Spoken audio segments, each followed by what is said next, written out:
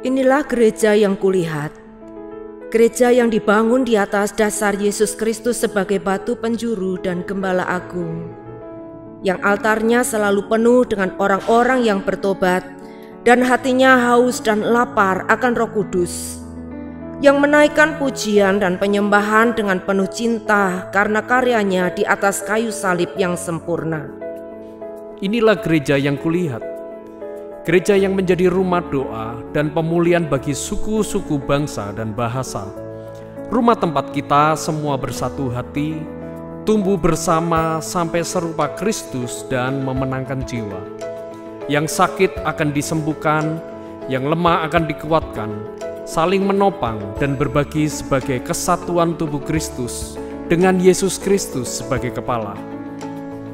Inilah gereja yang kulihat, yang api kegerakan kasih-Nya tidak pernah padam dari generasi ke generasi, dan kerinduan hatinya untuk melayani dan menjangkau jiwa-jiwa yang terhilang. Gereja yang seperti lumbung Yusuf, selalu diberkati dan menjadi berkat. Gereja yang mengabarkan pesan kebenaran Injil Kristus melalui media, kebudayaan, pendidikan, marketplace, keluarga, politik, dan kesehatan. Gereja yang berdampak dan menjadi terang dan garam. Dan gereja yang kulihat itu adalah Kita.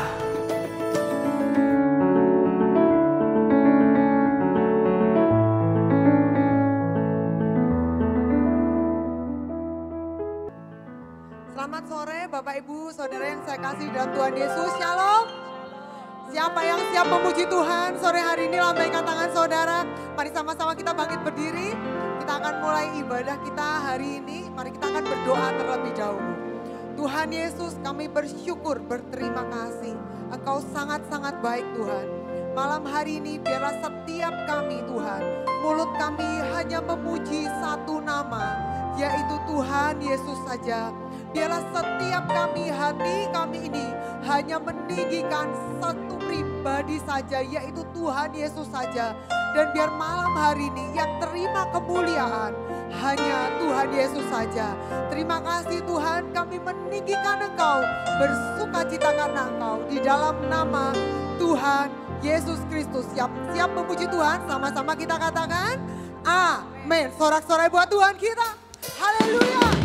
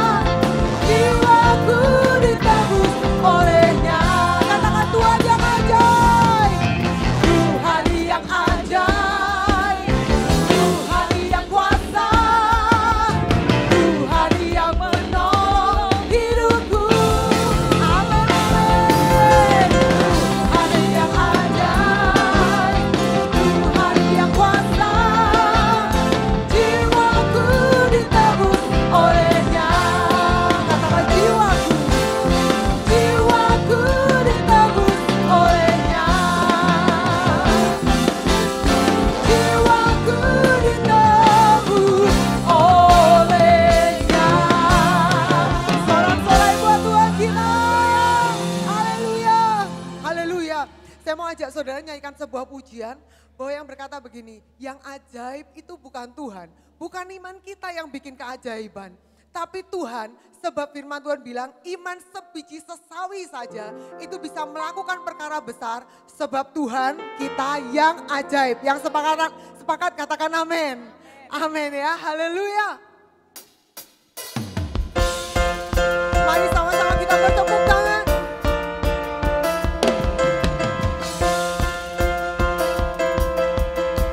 Sorakan sama-sama ya.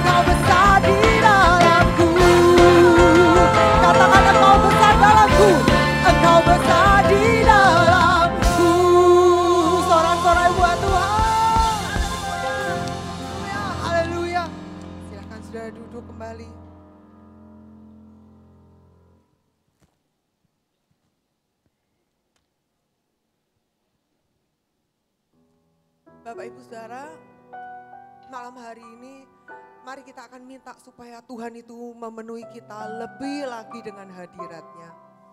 Saya percaya kalau Tuhan hadir, kesembuhan itu otomatis. Kalau Tuhan hadir, yang namanya kelepasan itu otomatis. Yang namanya kemenangan itu otomatis. Sebab itu Tuhan kita. Waktu dia hadir, dia hanya hadir, kuasanya ditinggal, kuasanya dibawa dan disediakan buat kita. Seberapa banyak dia memenuhi kita adalah seberapa haus kita akan Tuhan. Artinya begini, kalau kita haus akan Tuhan sebesar mangkok, dia akan memenuhi kita sebesar mangkok. Tapi kalau kita haus akan Tuhan dan kita membuka bejana hidup kita lebih lagi, hati kita lebih lagi, seberapa yang kita buka, sebegitulah Tuhan akan memenuhi kita. Mari kita akan buka selebar-lebarnya buat Tuhan, harapkan Tuhan. Amin, saudara. Katakan pada Tuhan, Tuhan penuhi aku dengan kasih-Mu lebih lagi, dengan kuasa-Mu lebih lagi, dengan pribadi-Mu lebih lagi Tuhan. Waktu aku ini menyembah Engkau.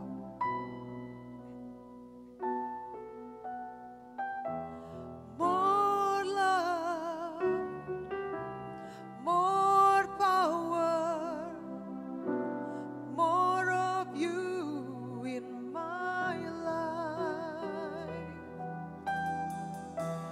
More love, more power, more of You in my life. Katakan more love, more love, more power, more of You in my life.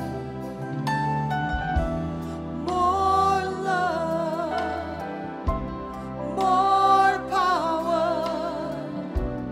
more of You in my. I will worship You. I will worship You with all of my heart. I will worship You with all of my mind. I will worship You with all of my strength. You are my God.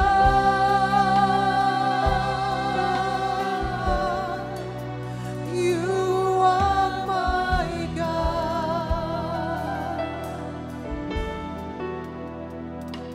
Katakan more love, more love, more power, more of You in my. Tuhan, kami ingin Engkau lebih lagi Tuhan, more love, more power, more of You in my.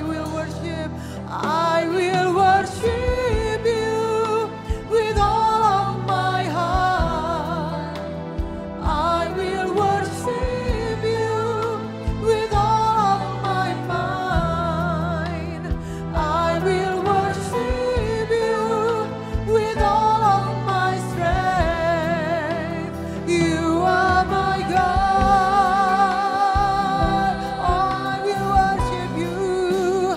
I will worship You with all of my heart. I will worship You with all of my mind. I will worship You with all of my strength. You are my God.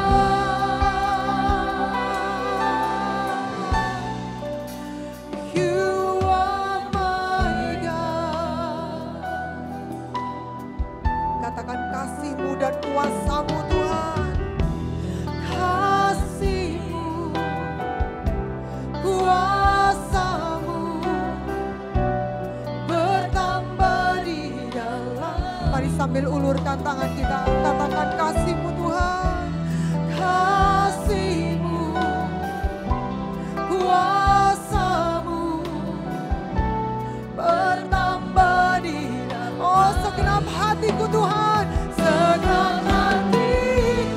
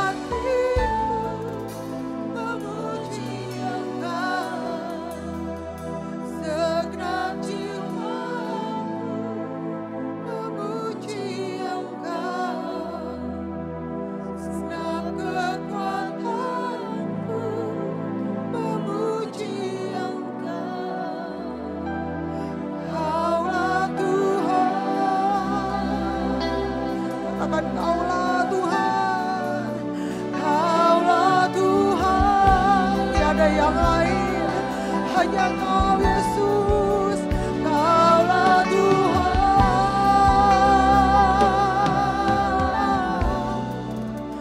Kau Tuhanku.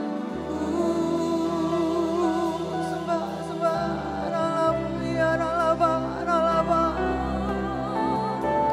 Oh ya Bakasyani ya Relamo. Terima kasih dia Ralaba. Kami sembah, kami sembah. Oh Tuhan, Engkau layak, Engkau layak, Engkau layak, Engkau layak, Engkau layak, layak, Engkau Tuhan. Oh lalaba, syelalaba, lalabo, terima kasih Aba.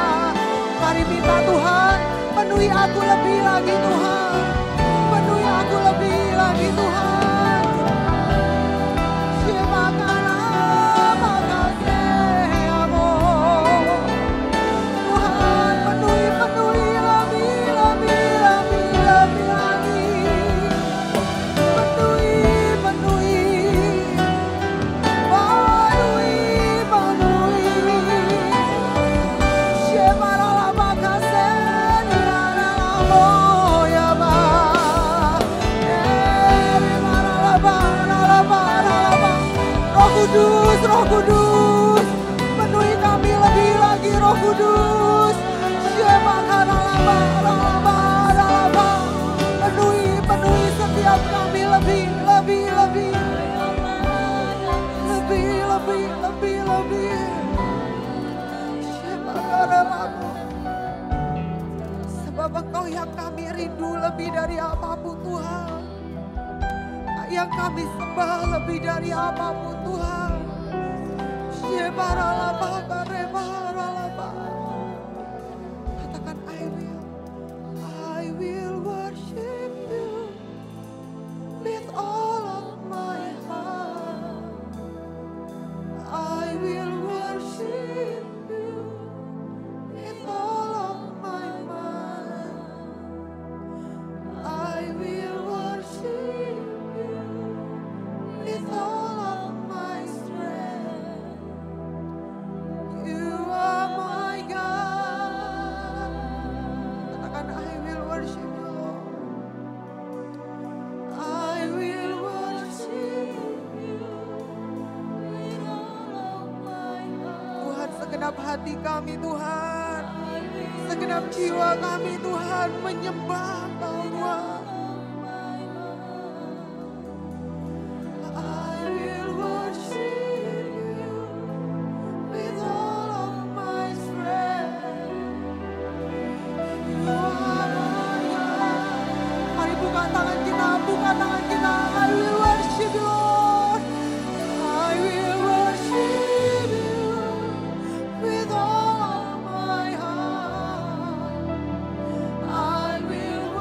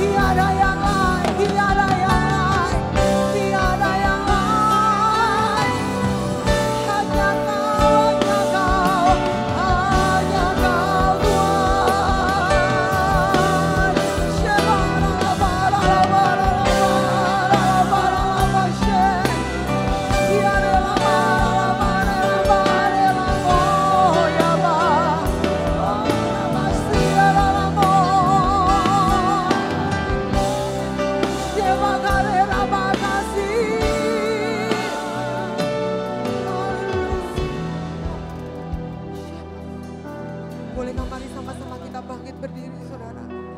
Malam hari ini, mari kita bangkit berdiri. Malam hari ini ambil apa yang Tuhan sudah sediakan buat kita. Ambil apa yang Tuhan sudah sediakan buat gerejanya.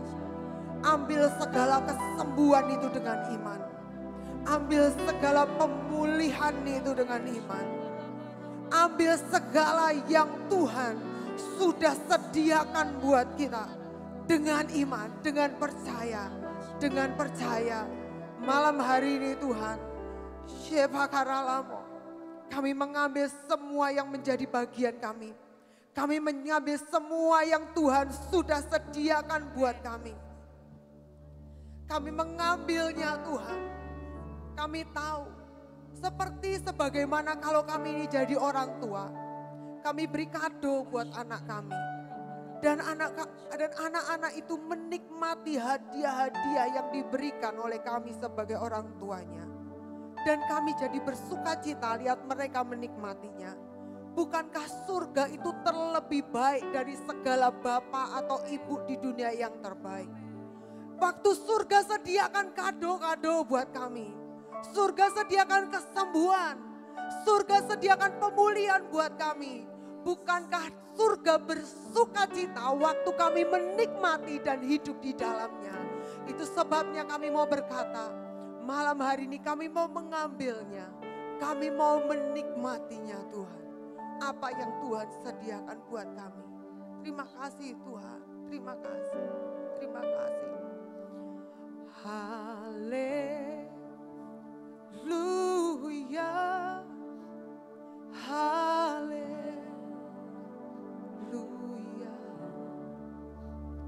Haleluya. Katakan amin.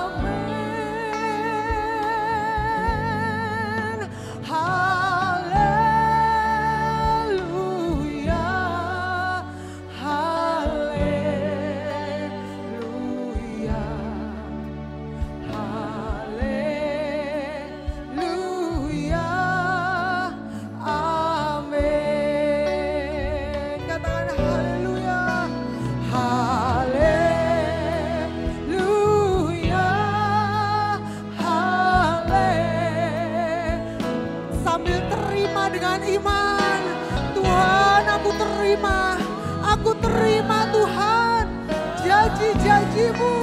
Aku terima kuasa-Mu. Aku terima kesembuhan-Mu Tuhan. Oh, haleluya.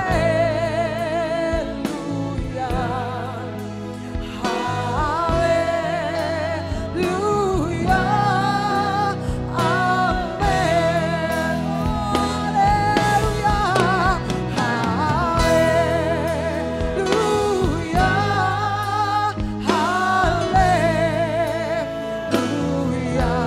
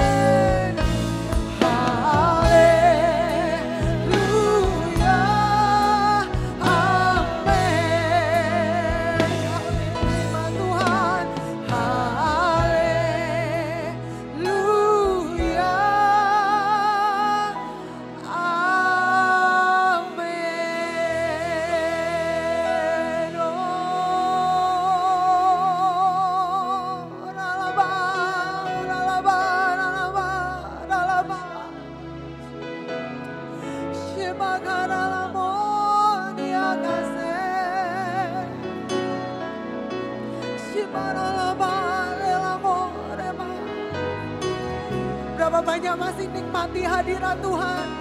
Mulai angkat tanganmu, katakan Tuhan, aku nikmati Engkau Tuhan. Aku nikmati Engkau Tuhan. Shibara kasih dia delamo. Oh sungguh hadirat-Mu nyata di sini. Shibara bakase daramo. Tiada bakasih. Haleluya. Iri bakasaya ba. Tiada baramo sakase. Shibara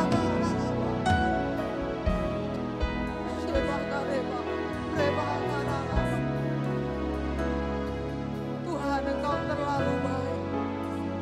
Tuhan Engkau terlalu baik. Tuhan Engkau terlalu ajaib Tuhan. Terlalu ajaib Tuhan. Terlalu ajaib Tuhan. Kami kagum. Kami kagum. Kami kagum akan Engkau Tuhan. Berapa banyak Engkau yang malam ini Kau rasa betapa Tuhan kita tuh sangat ajaib. Katakan Tuhan, Kau sangat ajaib Tuhan. Kami gerejamu mengagumi-Mu Tuhan. Terima kasih. Terima kasih. Terima kasih Tuhan. Terima kasih Tuhan. Terima kasih Tuhan. Terima kasih Tuhan. Terima kasih Tuhan. Terima kasih Tuhan. Kau terlalu ajaib. Terima kasih Tuhan. Kau terlalu baik. Terima kasih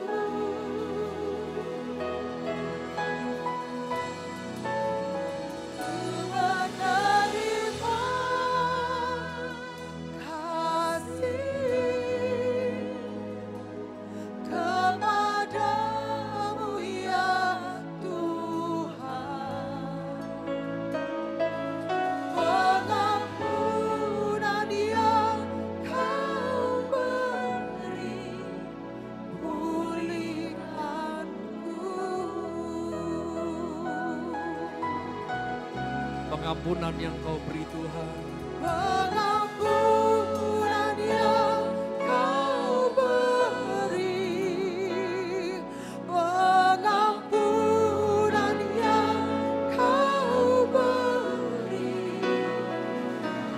pengampunan yang Kau beri, pulihkanku.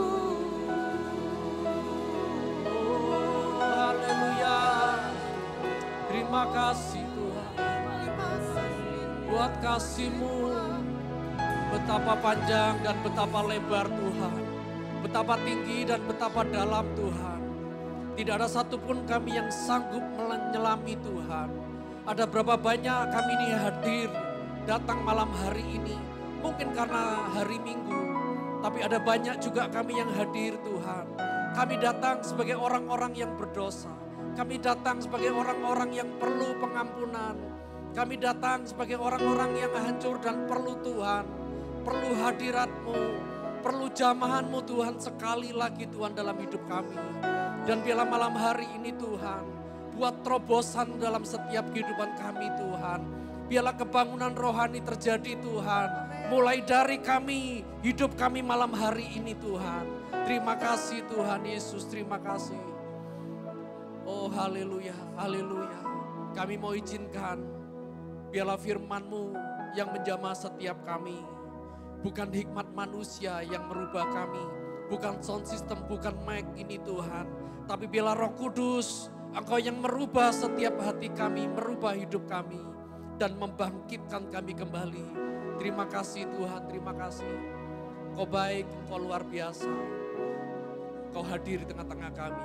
Berbicaralah Tuhan dan kami siap apa yang Tuhan mau bicara. Ajar kami dengan kebenaran firman-Mu Tuhan. Di dalam nama Yesus, haleluya. Siap mendengarkan firman Tuhan, sama-sama katakan amin, amin. Beri sorak-sorak buat Tuhan sekali lagi. Haleluya, silakan duduk Bapak Ibu Saudara. Berapa banyak saudara ngalami hadirat Tuhan, lawatan Tuhan. Boleh lambaikan tangan saudara, amin saudara. Ya, mari kita terus buka hati kita izinkan Tuhan bicara lebih lagi, melawat lebih lagi, dan pastikan saudara-saudara pulang dari tempat ini, saudara ngalami terobosan berkat. Yang setuju katakan amin. Malam hari ini saya mau share sesuatu buat kita semua, dan saya akan beri tema apa yang saya sharing malam hari ini adalah memperbaharui kekuatan saudara. Ya, mari kita buka dalam 1 Samuel pasal yang ke-30, kita baca dari ayat yang pertama sampai yang kelima terlebih dahulu. Ya, saudara kalau bawa HP, saudara beri tanda di 1 Samuel 30 atau Alkitab saudara, sebab nanti beberapa pembahasan dan saya akan ajak, kita akan kembali baca untuk ayat selanjutnya saudara. Ya, 1 Samuel pasal yang ke-30, ini judul dari perikopnya adalah Siklak terbakar dan pembalasan Daud kepada orang Amalek. Ayat pertama kita baca. Ketika Daud serta orang-orangnya sampai ke Siklak, pada hari yang ketiga, orang Amalek telah menyerbu tanah Negeb dan Siklak. Siklak telah dikalahkan oleh mereka dan dibakar habis. Ayat 2. Perempuan-perempuan dan semua orang yang ada di sana, tua dan muda, telah ditawan mereka dengan tidak membunuh seorang pun. Mereka menggiring sekaliannya, kemudian meneruskan perjalanannya. Ketiga, ketika Daud dan orang-orangnya sampai ke kota itu, tampaklah kota itu dikatakan terbakar habis, dan istri mereka serta anak mereka yang laki-laki dan perempuan telah ditawan. Lalu menangislah Daud dan rakyat yang bersama-sama dengan dia itu dengan nyaring, sampai mereka tidak kuat lagi menangis. 5, juga kedua istri Daud ditawan, yakni Ahinoam, perempuan di Israel, dan Abigail, bekas istri Nabal, orang Karmel itu. Kita stop sampai di sini dulu.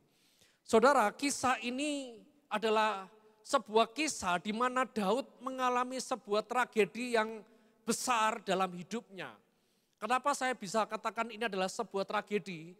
Karena hari itu Daud sedang diserbu habis-habisan oleh orang Amalek, saudara, suku Amalek. Hari itu Daud sedang dalam juga yang namanya pelarian. Nanti kita akan baca. Sebab Daud tidak ada di kubunya, Daud ada di negeri asing.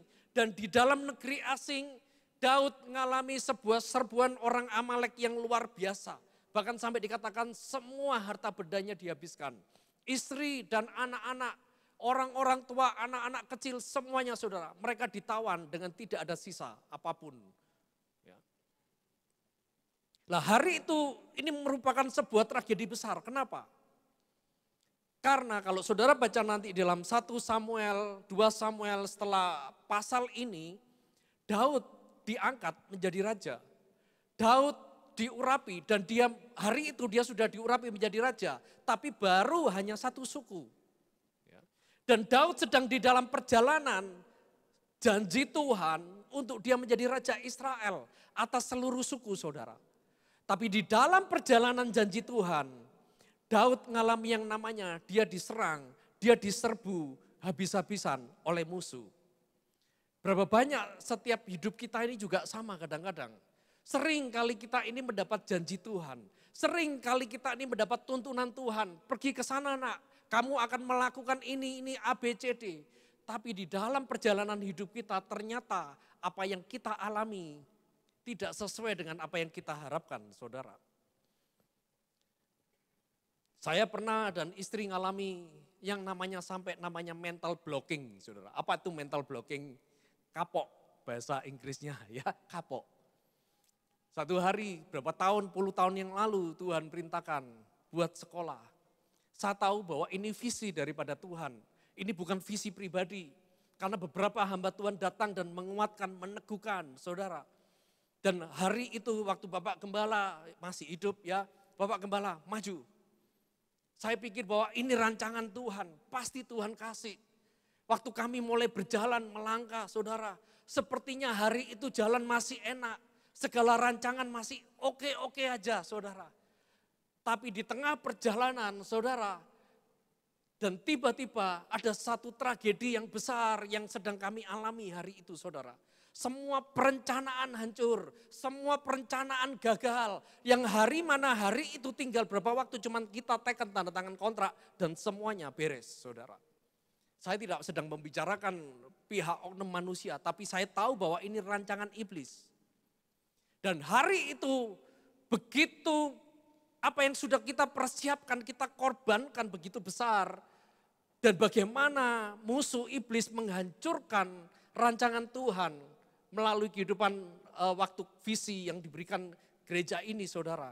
Sampai kami, saya dan istri mengalami yang namanya mental blocking, kapok. Beberapa tahun kami nggak lakukan apapun. Sampai ditanya, kapan Pak buat sekolah? Jujur dalam hati, saya cuma bilang gini, Tuhan, dah kapok Tuhan. Dah Tuhan. Tuhan suruh orang lain aja dah Tuhan. Kami mengalami yang namanya kekalahan besar hari itu saudara.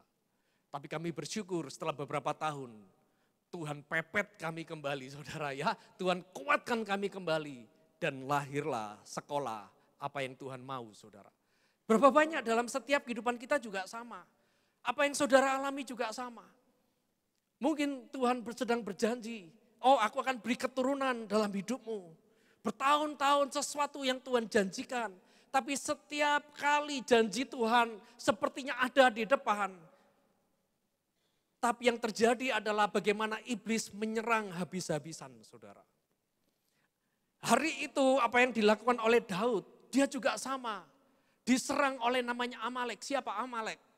Amalek ini kalau firman Tuhan katakan ini suku liar, suku yang menyerbu, yang bersembunyi di balik gunung batu dan menyerang dari belakang. Menyerang kelompok-kelompok yang siapa saja yang bisa dirampok saudara. Di saat lengah, di saat lelah. Yang kalau dalam pengertian saya sendiri ini seperti bajak laut saudara ya. Tukang bajak, tukang rampok, gak gentle kalau perang. Lah, ini sejak zaman Israel, mereka keluar dari Mesir kepada tanah perjanjian. Mereka juga mengalami peperangan dengan Amalek. Dan hari itu Daud juga mengalami hal yang sama saudara. Nah, Seringkali iblis juga lakukan hal yang sama. Dan itu membuat kita yang ujungnya kita menjadi lemah. Yang ujungnya kita menjadi kecewa. Dan ujungnya adalah kita menyerah dengan semua janji Tuhan sebelum digenapi dalam setiap kehidupan kita. Nah, malam hari ini saya mau bagikan dua hal. Berkat Tuhan, waktu kita belajar dari kisah apa yang dialami Daud. Sebab di ujung dari akhir kehidupan dari apa yang dialami Daud. Bukan cuma sekedar Daud mengalami kemenangan kepada orang Amalek. Tapi Daud mengalami yang namanya kelimpahan. Sampai Alkitab catat bahwa Daud bukan cuma mengalami pemulihan istri dan anak-anaknya kembali. Tapi sampai kepada jaran yang begitu besar, luar biasa Daud dapatkan, saudara. Ya. Hal yang pertama yang saya mau sampaikan begini. Bahwa iblis punya kesempatan menyerang kepada setiap kita kalau kita ini punya yang namanya celah. Hari itu Daud, kenapa bisa diserang oleh Amalek? Apakah orang Amalek gak tahu kalau Daud ini punya pasukan yang luar biasa? Beberapa waktu yang lalu saya sampaikan, mungkin saya lupa kalau nggak salah di doa malam.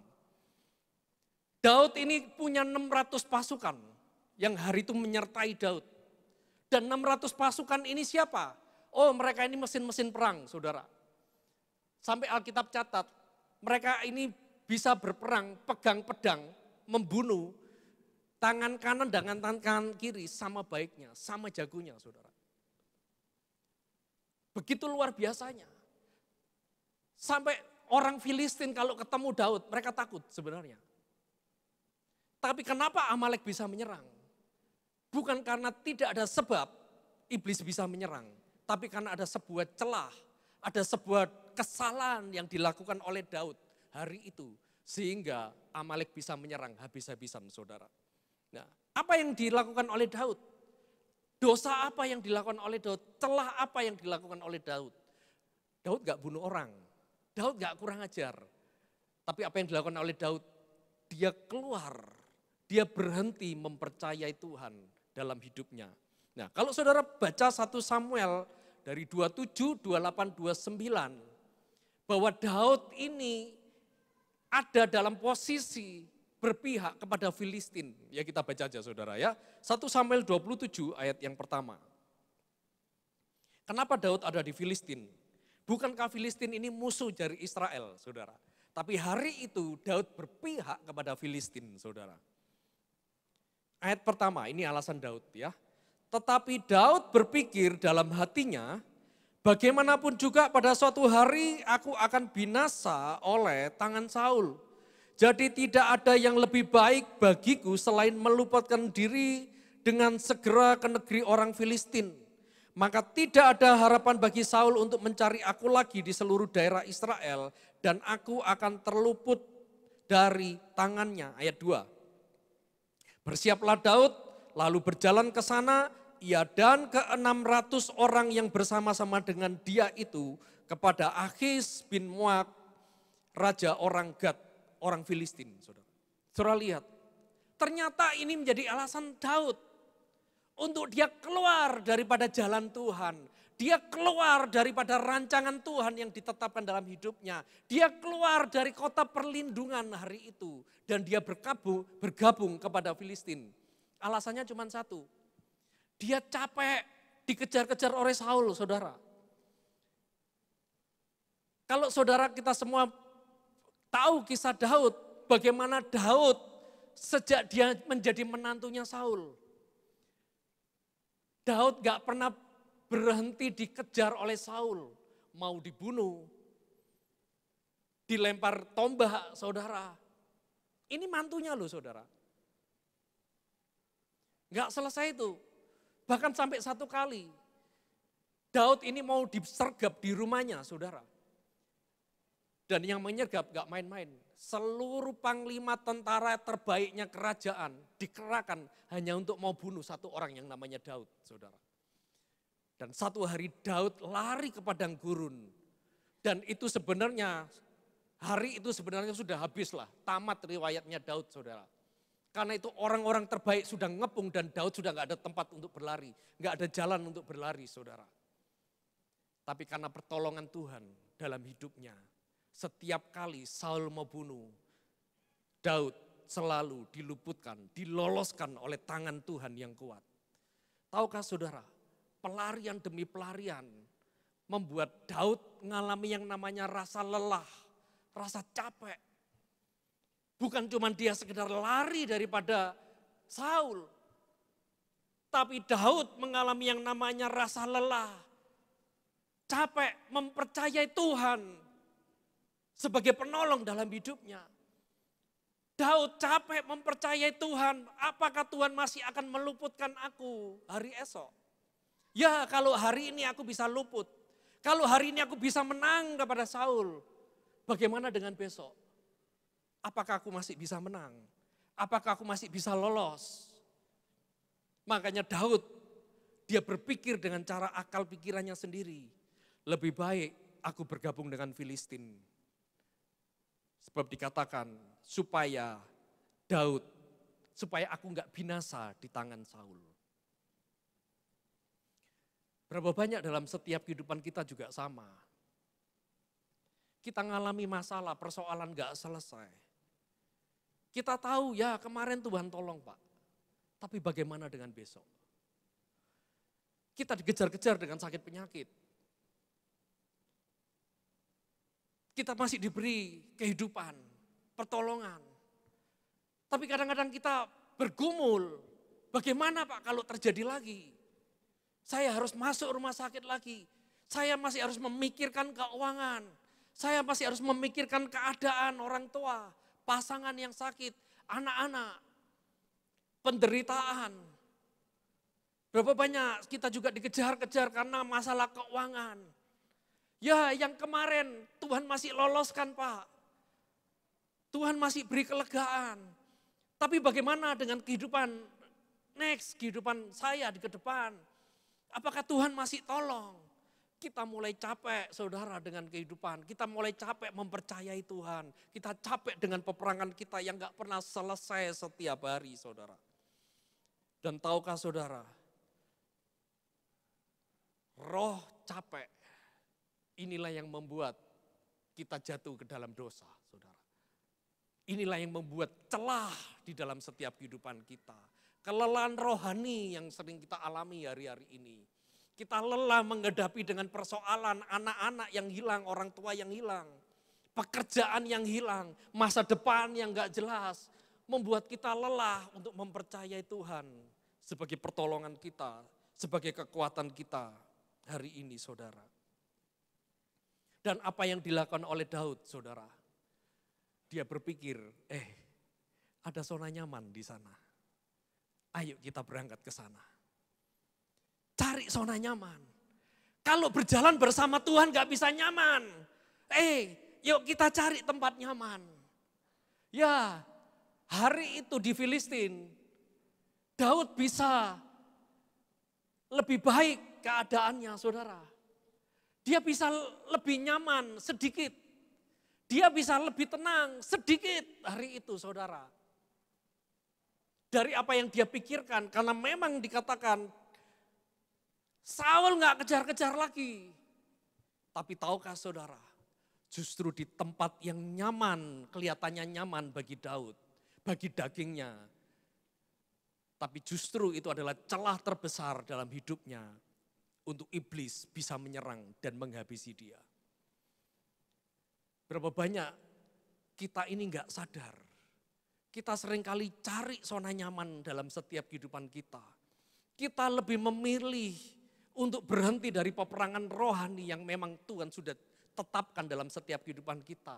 Kita lebih memilih cari zona nyaman. Kita sebagai orang Kristen Pak, jadi jemaat gini-gini aja daya nyaman Pak. Gak usahlah jadi pelayan Tuhan Pak. Gak usahlah Pak, jadi orang Kristen yang fanatik, yang sungguh-sungguh buat apa Pak. Tantangannya besar. Kita takut berjalan bersama Tuhan. Karena peperangannya besar. Lalu kita pilih zona nyaman. Tahukah saudara, bahwa zona nyaman adalah pembunuh terbesar iman kita. Zona nyaman adalah pembunuh terbesar roh kita, saudara. Sejarah telah membuktikan bahwa gereja tutup, kekristenan mati bukan karena aniaya, tapi kekristenan mati karena zona nyaman, saudara. Kekristenan di dunia barat, hari-hari ini banyak gereja dijual. Gereja udah pindah jadi diskotik, gereja tutup. Kenapa? Karena kekristenan sudah masuki yang namanya zona nyaman. Tapi yang namanya kekristenan di Cina hari ini, mereka nggak pernah ngalami yang namanya nyaman, duduk seperti kita ini saudara ya. Nikmati gedung yang bagus, nikmati sound system yang bagus, nikmati khotbah-khotbah panggil pembicara yang bagus. Kita bisa buat ulang tahun gereja dengan baik. Ini zona nyaman, kenyamanan yang Tuhan berikan dan kita nggak hargai. Dan tahukah saudara bahwa inilah kadang-kadang bisa menjadi pembunuh terbesar dalam setiap kehidupan kita. Ya, kita bersyukur kita ada dalam pemerintahan yang masih mengizinkan kita beribadah, saudara. Tapi berapa banyak seringkali kita justru meremehkan anugerah, kesempatan yang terbaik, waktu yang terbaik yang Tuhan berikan karena kenyamanan, saudara. Saya selalu catat bahwa kenyamanan adalah zona pembunuh nomor 1 iman kita. Ada sebuah cerita, ini cerita nyata saudara ya. Ada sebuah sungai di Inggris, ini sungai itu panjang dan sungai ini besar. Dan yang hebat, sungai ini dihuni oleh ikan-ikan besar. Mungkin kalau nggak salah itu ikan-ikan sarden, ikan salmon saudara ya. Ya ikan salmon itu kan hidupnya di laut. Tapi kalau saudara belajar bagaimana mereka berkembang biak, mereka ada di sungai saudara. Mereka taruh telur-telurnya di sungai saudara. Nah, karena di situ ada banyak ikan-ikan besar, maka yang terjadi banyak pula burung-burung pemakan ikan di situ. Dan jumlah populasi mereka semakin tahun semakin besar. Sekalipun semakin besar populasi burungnya, ikannya juga nggak habis, saudara. Ya, namanya mata rantai makanan. Selalu lebih banyak, saudara. Nah, itulah yang membuat orang-orang Inggris, orang-orang yang ada di sekitar kota itu, saudara. Mereka berpikir gini, ya, daripada kita cari ikan di laut susah, yuk kita belajar dari burung ini. Lalu apa yang terjadi saudara?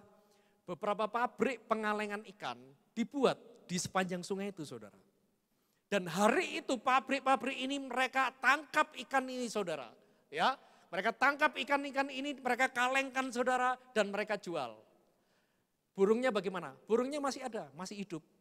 Cuman cara hidupnya berbeda. Kalau dulu sebelum ada pabrik, mereka perlu menyelam, mereka perlu bersusah payah cari ikan di dalam sungai yang arusnya deras, saudara. Tapi hari itu populasi burung semakin banyak. Kenapa? Karena mereka hidupnya lebih gampang. Mereka makan nggak perlu cari di sungai, saudara. Sebab ikan yang ditangkap oleh pabrik, yang disortir, yang ukurannya nggak pas, mungkin yang itu sudah cacat, yang sudah mati, mereka buang begitu saja di tong sampah ikannya, saudara. Bahkan mungkin itu pabrik yang salah buat, itu cuman dibuang, nggak dijual, cuman dibuang. Sehingga itu menjadi tempat makanan para burung-burung dan itu menjadi spot terbaik bagaimana cara mereka makan, saudara. Populasi semakin banyak, populasi burung semakin banyak. Dari generasi ke generasi setiap tahun sampai kepada beranak cucu berpuluh tahun, itu burung semakin banyak di tempat itu, saudara. Dan tiba-tiba terjadilah resesi Perang Dunia Kedua. Itu tutup semua itu pabrik karena perang, saudara. Tidak ada lagi pabrik, tidak lagi dia orang yang cari makan, cari ikan di sungai itu. Semua pabrik tutup, dijual, dikukuti. Yang terjadi apa, saudara? Bukan cuma pabriknya yang tutup. Ternyata burung-burung di tempat itu, mereka juga akhirnya mati semua. Kenapa mereka mati? Karena mereka nggak ada tempat untuk makan.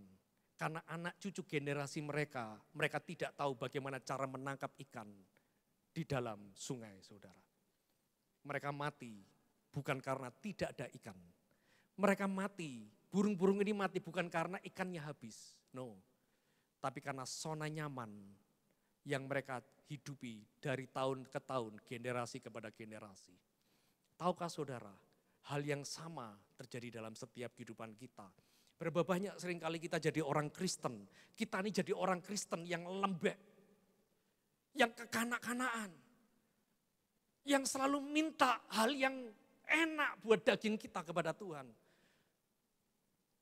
Saudara, kalau saudara mau tahu, saudara masih kekanak-kanakan enggak? Ya termasuk saya. Apakah kita ini masih kekanak-kanakan rohani atau kita ini dewasa rohani? Coba cek dari mana saudara? Dari daftar doa kita saudara kepada Tuhan. Ayo, kalau mau jujur mulai nanti malam ya, cek apa yang kita doakan. Kalau doa kita masih minta, Tuhan minta ini, minta itu Tuhan. Dan semua permintaan kita ujungnya adalah untuk menyenangkan daging kita saudara. Maka kita enggak ubahnya, enggak beda dengan bayi saudara.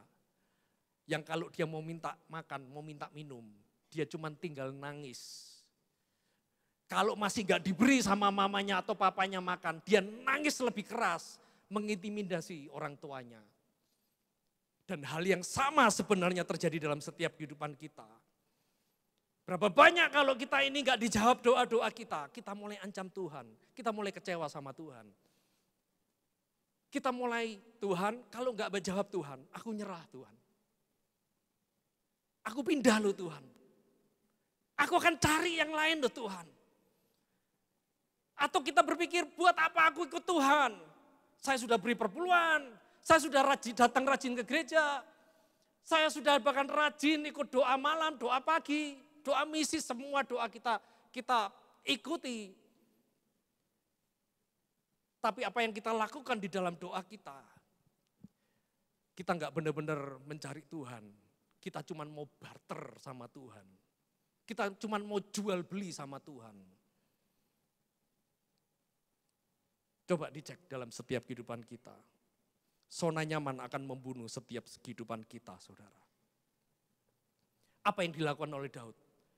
Waktu dia dapatkan zona nyaman, ya, dia mendapat kehormatan di Filistin. Dia mendapat kenyamanan di Filistin. Tapi saudara lihat, sejak dia ada di Filistin, tidak ada lagi mazmur yang ditulis. Tidak ada lagi doa-doa yang ditulis, yang keluar dari mulutnya saudara. Tidak ada nubuatan, tidak ada penyembahan yang dilakukan oleh Daud. Kenapa? Karena zona nyaman saudara. Hal yang kedua saudara. Hal yang kedua, apa yang dilakukan oleh Daud saudara? Waktu dia melihat bahwa Amalek menghabisi dalam hidupnya, menghancurkan hidupnya, menghancurkan impiannya untuk menjadi raja, menghancurkan semua apa yang menjadi janji Tuhan dalam hidupnya. Apa yang dilakukan oleh Daud? Kita baca ayat ke-6 saudara. Kembali 1 Samuel 30 ayat yang ke-6. Firman Tuhan katakan demikian. Dan Daud sangat terjepit karena rakyat mengatakan hendak melempari dia dengan batu. Seluruh rakyat itu telah pedih hati masing-masing karena anaknya laki-laki dan perempuan. Tapi saudara perhatikan ini, tetapi Daud apa saudara? Menguatkan kepercayaannya kepada Tuhan Allahnya. Daud hari itu punya alasan untuk menyerah. Daud punya alasan untuk panik. Daud punya alasan untuk bunuh diri. Daud punya alasan untuk kecewa kepada Tuhan. Tapi apa yang dilakukan oleh Daud? Bahkan di tengah sekalipun semua pengikutnya marah, bahkan mau melempari, mau bunuh dia saudara. Daud memilih untuk menguatkan kepercayaannya kepada Tuhan saudara. Cukup aneh waktu saya baca. Kenapa enggak Tuhan menguatkan Daud? Kenapa enggak Tuhan tiba-tiba berbicara dan menolong kepada Daud saudara? Kadang-kadang Tuhan itu bukan tidak bisa berbicara. Tapi kadang-kadang Tuhan itu tunggu respon kita kembali. Mencari Tuhan. Karena itu waktu kisah bagaimana seorang anak bungsu yang terhilang. Apa yang dilakukan oleh bapaknya yang baik saudara? kejar itu anak? Enggak. Tapi bapak itu baik. Dia tunggu anaknya, saudara. Memang tidak dikatakan anak itu dicari, enggak saudara. Sebab kadang-kadang begini loh, kalau kita sedang nakal-nakalnya ya, dicari itu juga percuma kok saudara. Tapi apa yang dilakukan oleh Bapak, dia tunggu. Hal yang dilakukan oleh Daud juga sama. Dikatakan dia menguatkan imannya, dia kembali mencari Tuhan. Dia kembali menguatkan kepercayaannya, dikatakan kepada Tuhan, saudara.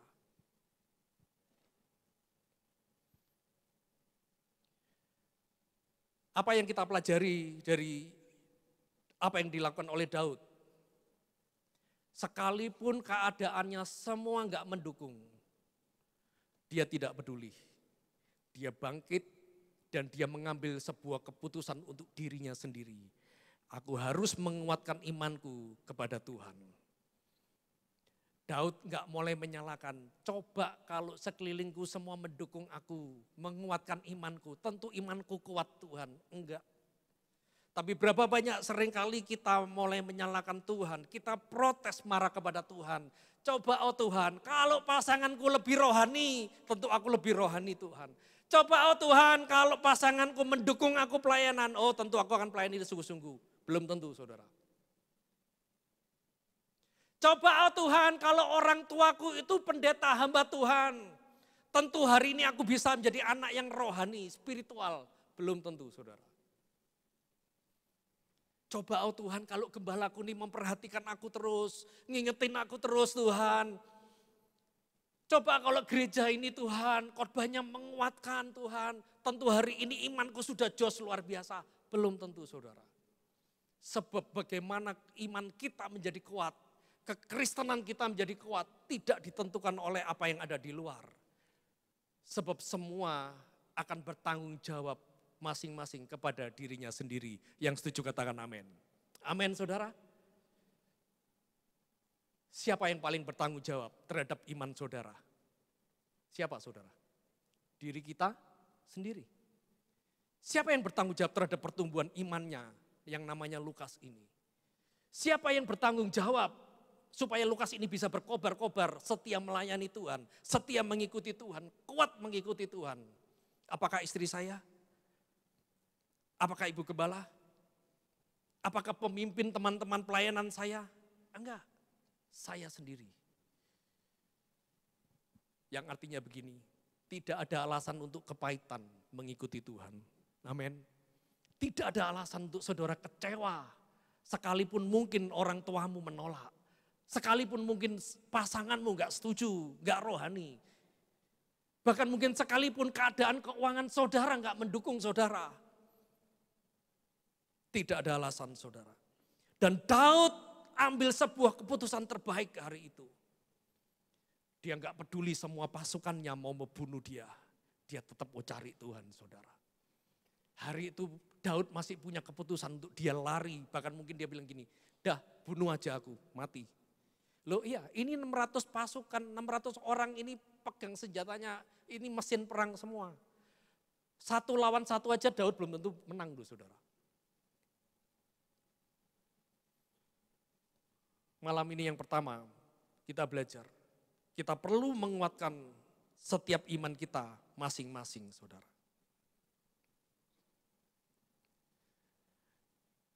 Seringkali saya itu menemukan begini ya.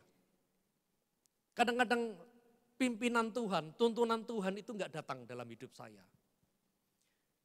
Bukan karena Tuhan itu tidak mau menuntun. Tapi kadang-kadang Tuhan itu tunggu. Tunggu saya siap. Tunggu saya itu kuat.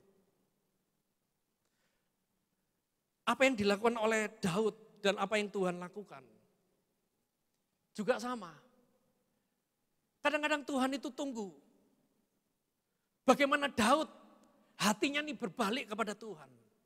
Dia mencari lagi wajah Tuhan. Perlu dia bangun kembali mesbah, hubungannya kembali kepada Tuhan. Menaruh kekuatannya, pengharapannya kepada Tuhan.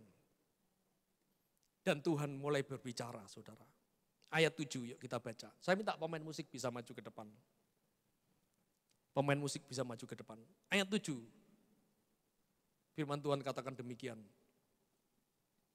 1 Samuel 30 ayat 7. Dikatakan, lalu Daud memberi perintah kepada Imam Abiatar bin Ahimelek. Bawalah efod itu kepadaku. Maka Abiatar membawa efod itu kepada Tuhan. 8. Kemudian bertanya Daud kepada Tuhan, katanya, haruskah aku mengejar gerombolan itu? Akan dapatkah mereka kususul? Dan ini Tuhan berfirman kepadanya, kejarlah. Sebab sesungguhnya engkau akan dapat menyusul mereka dan melepaskan para tawanan. Saudara lihat, waktu Daud mengambil keputusan yang terbaik dalam hidupnya. Dia bertobat dari jalannya yang salah. Dia berbalik, dia membangun mezbah. Dikatakan dia minta baju efod kepada imam. Daud ini punya pengurapan imam juga saudara ya. Selain menjadi raja dia juga menjadi imam. Kata efod ini artinya penutup. Itu jubah yang dipakai hanya oleh para imam. Lah imam ini kalau mau datang kepada Tuhan, kalau nggak ada jubahnya, mati saudara. Siapapun, imam yang sudah diurapi sekalipun. Tapi kalau dia pakai jubah, dia panggil nama Tuhan. Tuhan hadir dan Tuhan memberikan berkat. Dan waktu Tuhan hadir, maka dikatakan ada perintah Tuhan. Menguatkan yang kedua, bagaimana cara kita bisa menguatkan iman kita kembali? Adalah waktu kita ini makan dan minum, saudara. Apa hubungannya Pak? Itu kan fisik, bukan. Tapi ada lagi nih, kita mengizinkan hadirat Tuhan itu ada. Mengizinkan efod itu ada lagi dalam hidup kita. Efod bicara tentang apa? Tentang kebaikan Tuhan. Korban Yesus di atas kayu salib yang menjadi tudung keselamatan dalam setiap kehidupan kita. Saya minta musik bisa main dengan pelan. Tuhan tidak akan memberikan perintahnya sampai dia akan memberikan kita kekuatan terlebih dahulu. Saudara lihat waktu kisah bagaimana Elia setelah dia berperang melawan Nabi Baal, apa yang dialami? Dia mengalami yang namanya kelelahan, saudara. Waktu dia mengalami kelelahan, iblis mulai masuk. Elia ini kecewa. Ya Tuhan, lebih baik aku mati. Kelelahan, padahal sudah dipakai Tuhan loh saudara. Dia bunuh 300 Nabi Baal, satu orang. Dia minta api-api turun. Dia mengalami kelelahan. Tapi waktu di tengah kelelahan, dia tidur di bawah pohon ara, saudara. Tuhan bangunkan, malaikat datang, bangun. Ada roti, ada air, makan, dimakan. Tidur lagi, dalam bahasa Inggris artinya rest. Rest itu artinya berdoa dalam hadirat Tuhan. Tuhan bilang, bangun, makan dan minum lagi. Setelah makan dan minum, kalau saudara nanti baca ya, 1 Raja-Raja 19 ayat 5 sampai 8. Lalu baru Tuhan bicara, pergilah ke Gunung Horeb. Aku akan menjumpai kamu di sana. Hanya gara-gara makan dan minum yang Tuhan kasih. Elia ini punya kekuatan berjalan 40 hari 40 malam. Naik ke gunung Tuhan saudara. Hari itu gak ada lift, gak ada tangga, ya, gak ada helikopter. Gak ada apapun yang bisa nolong. Dia dikatakan dia berjalan naik gunung. Dan di atas gunung Tuhan bicara kepada Elia. Dia mengalami hadirat Tuhan. Yang kedua, waktu Yesus sebelum diutus, Yesus dibaptis, Roh Kudus, hadirat Tuhan, hadirat Bapa datang, memenuhi Yesus. Makanya Yesus bisa menang di padang gurun, sekalipun dia dicobai, sekalipun dia dalam keadaan kelaparan. Karena dia makan dan minum. Enggak selesai itu, Ada kisah lagi. Bagaimana waktu Yohanes, Petrus, murid-murid Yesus, Yohanes 21 dikatakan. Murid-murid ini dalam keadaan lelah, kecewa. Karena mereka baru melihat guru mereka disalibkan. Mereka mengalami ketakutan, dikejar. Mereka mengalami yang namanya masa depan gak ada lagi harapan karena guru mereka mati. Mereka balik ke pantai, saudara, ke kampung, kerjaannya yang lama, manusia lamanya. Tuhan hampiri mereka. Yesus menghampiri mereka dengan rupa yang baru, rupa Allah. Apakah Tuhan Yesus langsung, Petrus, beritakan Injil, Yohanes berjalan ke sana kemari? Enggak. Yesus tanya, punya makanan enggak kamu? Tuhan tanya, punya makanan enggak kamu? Pertanyaannya begini, kalau dia Tuhan apa Tuhan enggak tahu kalau Petrus dan murid-muridnya enggak punya makanan? Tahu. Tapi Tuhan tanya, kamu punya makanan enggak? Apa yang dilakukan oleh Tuhan? Dia buat makanan, dia buat bakarkan ikan, dia sediakan roti, saudara. Makan nak, makan. Nikmati, makan dulu. Aku tahu kamu capek, kamu makan dulu. Hari itu murid-murid makan. Dan waktu mereka makan, gak ada satupun yang berani ngomong. Gak ada satupun yang berani bertanya, siapa engkau? Kenapa? Karena waktu mereka makan, mereka tahu ini Tuhan hadir. Ini gurunya, ini Yesus hadir. Hari itu Tuhan tanya, Petrus, kamu mengasihi aku. Gembalakan domba-dombaku. Seorang Petrus yang tadinya menyerah dengan keadaan, lelah dengan keadaan, merasa bahwa sudahlah janji Tuhan dia menjadi rasul selesai. Hanya gara-gara Tuhan kasih dia makan. Dan dia makan sesuatu daripada Tuhan. Dia bangkit. Beritakan Injil. Di akhir kehidupan Petrus dia memberitakan Injil. Dia dikejar, dia dianiaya. Sekalipun tidak ada perkataan dari mulutnya kecewa kepada Tuhan dan meninggalkan Tuhan. Bahkan pada waktu Petrus ditangkap dan mau disalibkan, saudara. Petrus katakan, jangan aku salibkan sama seperti Yesus. Enggak pantas, terlalu mulia. Salibkan aku dengan kepala terbalik, sebab aku hamba. Itu kekuatan dari mana, saudara? Itu iman yang begitu luar biasa dari mana?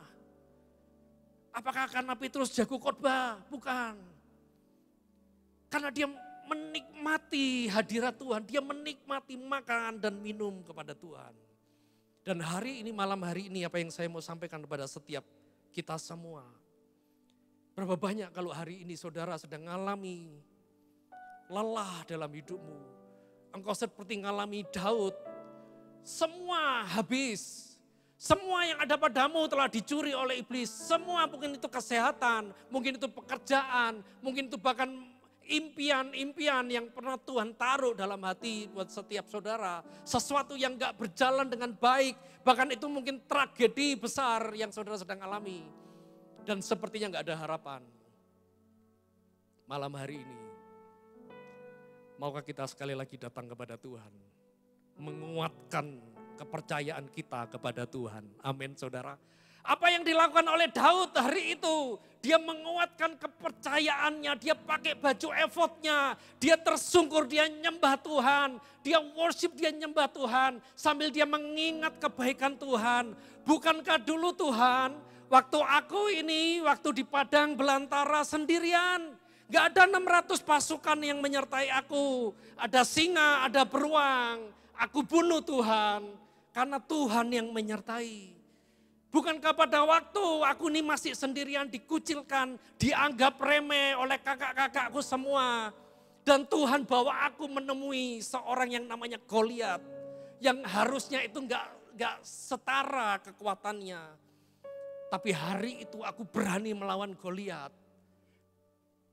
Karena Tuhan semesta alam pencipta langit bumi yang menyertai aku. Roh yang ada di dalamku jauh lebih besar. Dan hari ini Tuhan yang sama. Tuhan yang tidak pernah meninggalkan. Sekali untuk selama-lamanya. Tuhan yang masih mau berjalan bersama kita, saudara. Amin, saudara. Gak ada orang lain yang bertanggung jawab untuk menguatkan iman saudara dan saya. Kita sendirilah.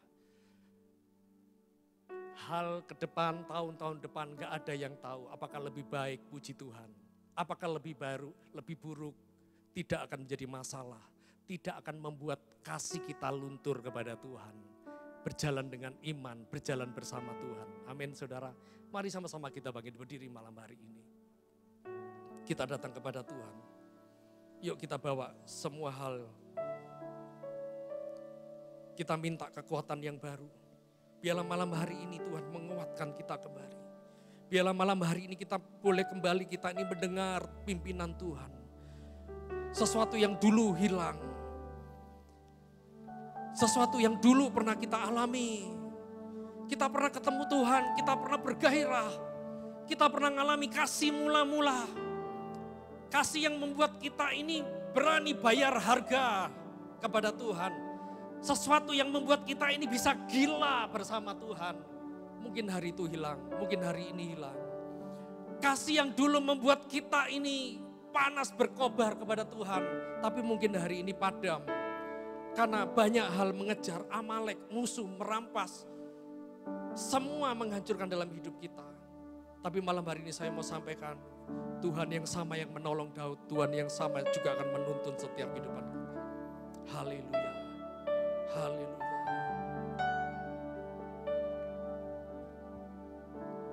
Ku datang kepadamu, kau terima diriku.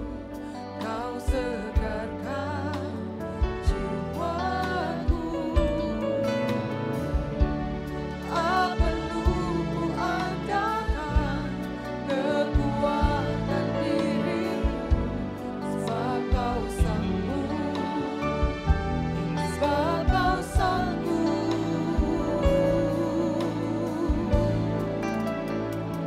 Kau kekuatanku, kau penghiburku, kau tepati semua janjimu. Di setiap langkah aku kan berserah, berikan hidupku bagimu, Yesus.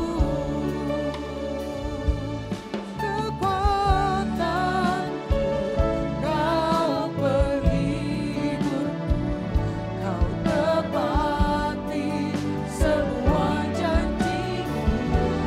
Di setiap langkah aku kan berserah, berikan hidupku bagimu,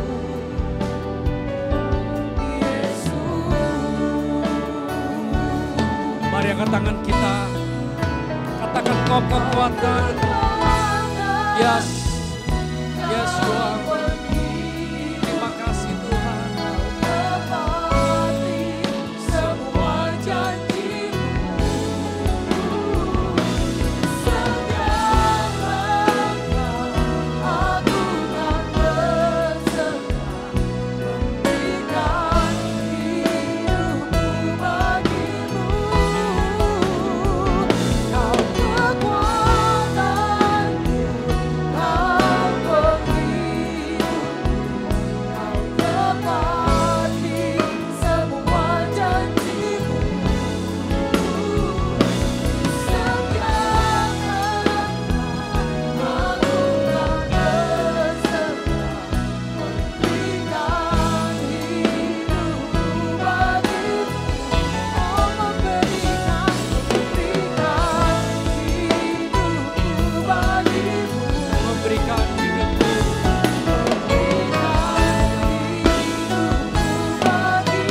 Kita akan sembah Tuhan. Yesus. Mari sembah Tuhan. Mari kita datang kepada Tuhan malam hari ini. Dia yang memegang setiap kita. Dia yang akan mempertahankan setiap iman kita. Haleluya.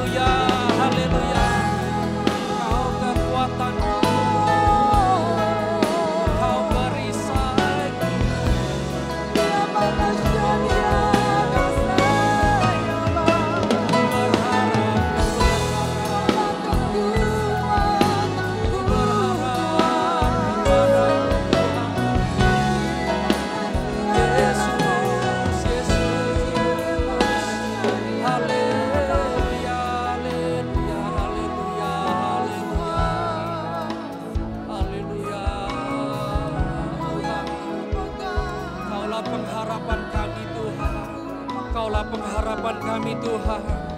Kaulah pengharapan kami Tuhan. Tuhan, Kau mendengar setiap seruan, setiap doa, setiap Tuhan permohonan-permohonan Tuhan. Terima kasih Tuhan. Oh haleluya, malam hari ini saudara. Berapa banyak hari ini saudara sedang mengalami Amalek yang menghabisi dalam hidupmu, menghabisi masa depanmu, mencuri, menawan semua apa yang saudara pernah miliki. Kalau itu saudara angkat tangannya. Mari kita datang kepada Tuhan. Yang kedua, siapa saudara yang hari ini engkau sedang mengalami kelelahan rohani, engkau sedang mengalami kelelahan dalam mental saudara. Kalau itu saudara-saudara boleh angkat tangan. Tuhan akan datang, Dia akan berikan minuman, Dia akan memberikan makanan kepada setiap kita. Dia akan alirkan sungai yang baru. Ayo kita datang kepada Tuhan. Mulai sembah Tuhan, sembah Tuhan. Naikkan setiap permohonan, naikkan setiap doa. Oh, biarlah sungai mengalir Tuhan malam hari ini Tuhan. Sesuatu yang baru mengalir Tuhan. Pewahyuan mengalir Tuhan. Sungaimu menyegarkanku kembali, menguatkanku kembali Tuhan. Haleluya.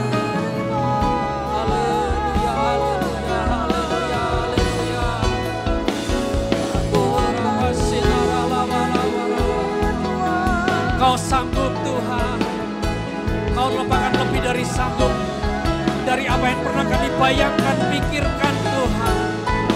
Kau setia Tuhan, Kau tidak pernah meninggalkan Tuhan. Terima kasih Tuhan, terima kasih. Haleluya.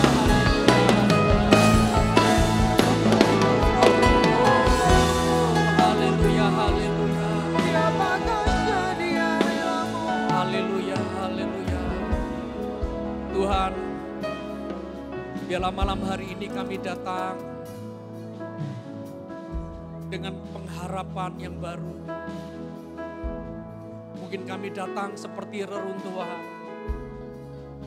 Mungkin kami datang seperti anak bungsu yang terhilang.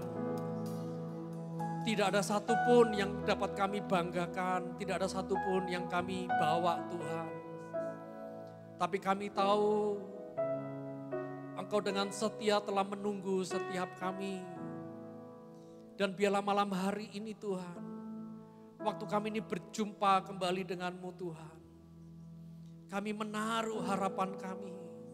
Kami menaruh kekuatan kami dalam tangan-Mu Tuhan. Biarlah kami disegarkan kembali, kami dikuatkan kembali Tuhan. Berjalan bersama-Mu.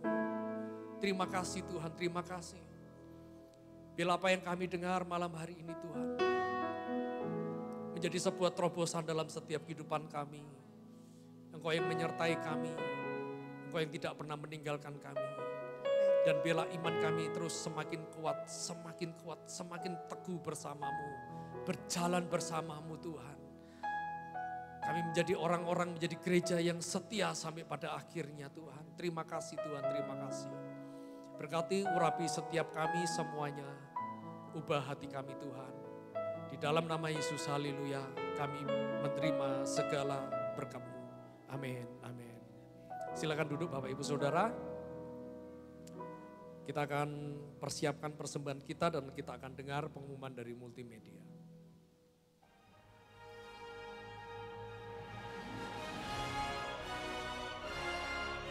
Shalom Jemaat Tuhan, inilah beberapa informasi Warta Gereja untuk minggu ini.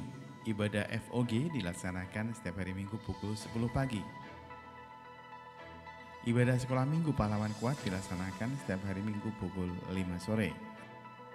Rapat Panitia Natal Umum akan dilaksanakan pada hari Senin 14 November 2022 pukul 6 sore. Jadwal doa dalam sepekan Gereja Betani Blora. Doa pagi setiap hari Selasa pukul 5 pagi. Via Zoom meeting, doa remaja setiap hari Jumat pukul 5 sore di lantai 6. Doa malam lawatan setiap hari Jumat pukul 6 sore. Doa misi setiap hari Sabtu pukul 8 pagi via Zoom meeting. Persembahan dan perpuluhan dapat dikirim ke rekening kas gereja di BCA nomor 196 977-7779 atas nama GBI Bethany Blora. Bagi jemaat yang diberkati dengan program yang ada di channel YouTube Gereja Bethany Blora, jangan lupa untuk like, share, dan subscribe. Demikian warta Gereja Bethany dalam sepekan. Tuhan Yesus memberkati. Ya, saudara, besok hari Senin akan ada rapat untuk panitia Natal, saudara diundang semua. Ya, malam hari ini seberapa banyak saudara yang baru pertama kali hadir di ibadah ini? Saudara boleh lambaikan tangan di tempat saudara supaya tim penggembalaan kami bisa menyapa saudara. Ada? Mungkin yang di belakang? Gak ada?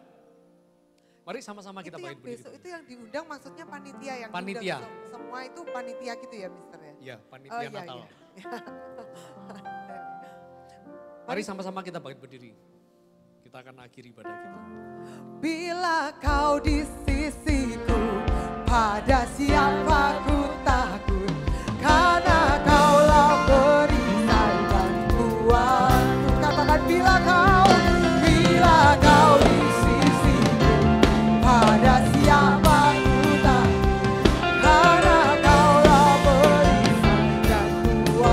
Katakan bila kau di sisiku, pada siapa ku takut, karena kaulah perisai dan kuatku. Sekali lagi, bila kau di sisiku, pada siapa ku takut, karena kaulah perisai dan kuatku.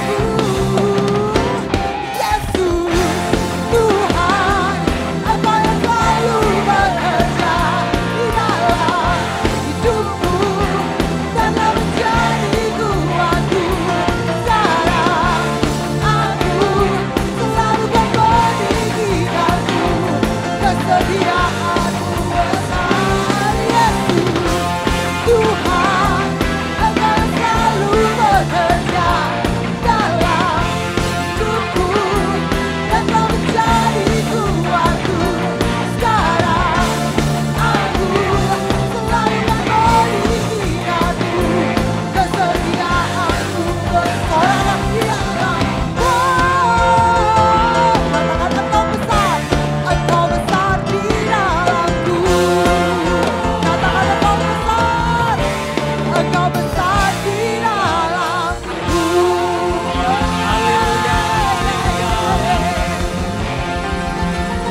Haleluya. Mari kita berdoa. Tuhan, terima kasih buat malam yang sungguh luar biasa yang kami alami malam ini Tuhan. Dan biarlah Tuhan, apa yang kami alami hari ini Tuhan akan menjadi kekuatan untuk kami berjalan setiap hari bersamamu Tuhan.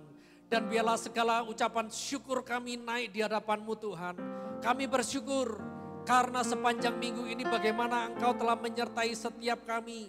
Engkau telah memelihara kami, Engkau telah melindungi kami. Dan tidak kurang satu apapun yang baik dalam setiap kehidupan kami Tuhan.